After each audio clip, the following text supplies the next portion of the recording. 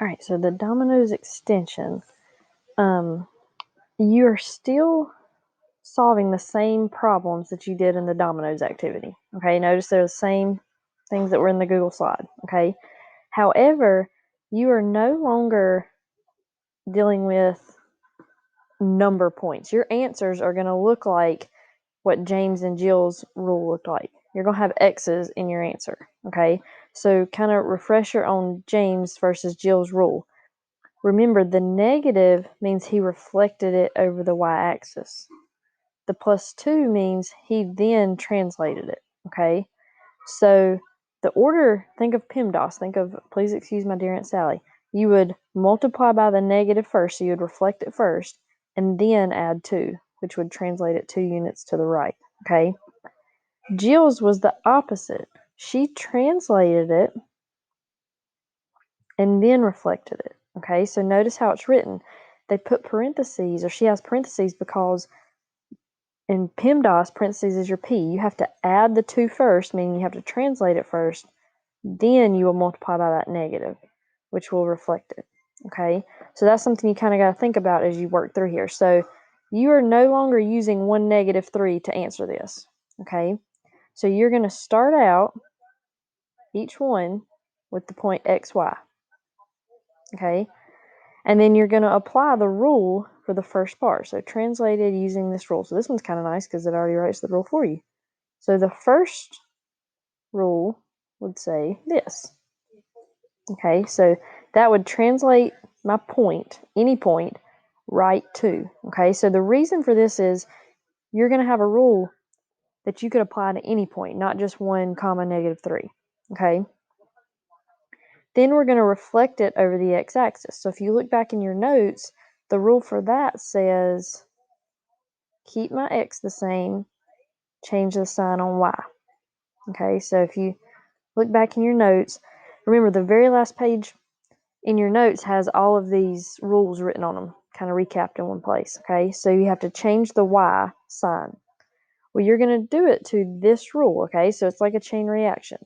You're going to apply the first rule to x, y, then apply the next rule to whatever you got from the last one. Okay, so it would become x plus 2, comma, negative y. When I reflected it over x, it didn't affect this x plus 2 at all. Okay, so what you would type in right here is x plus 2, negative y.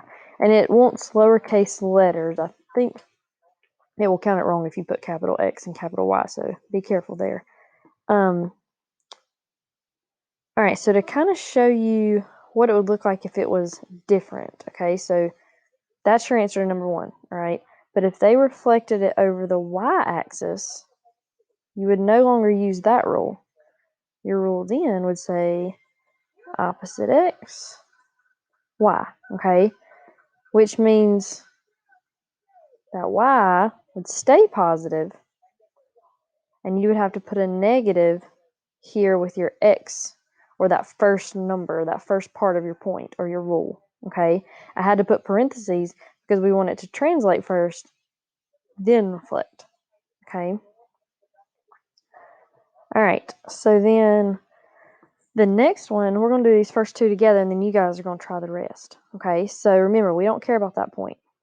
We are now going to apply this rule to the point x, y, okay? So if it says reflect over the y equals x line, so if you look for your rules, that says switch x and y.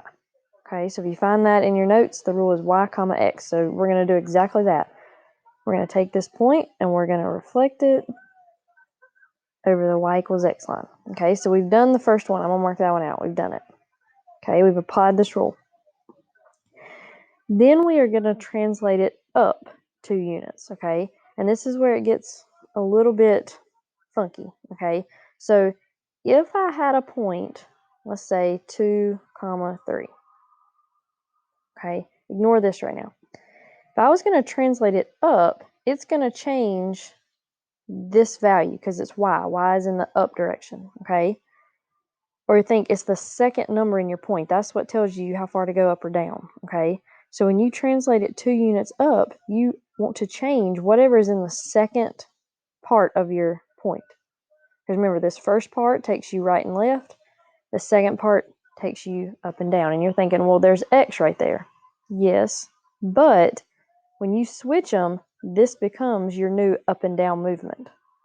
Okay? So if we go up, we would have +2. If it was down, you would have -2. Okay? All right, so we would say y, x +2. And if you're not sure if that's right, test it. Take 1, 2, plug it into that rule, and make sure you got your answer from the previous Domino's activity. Okay?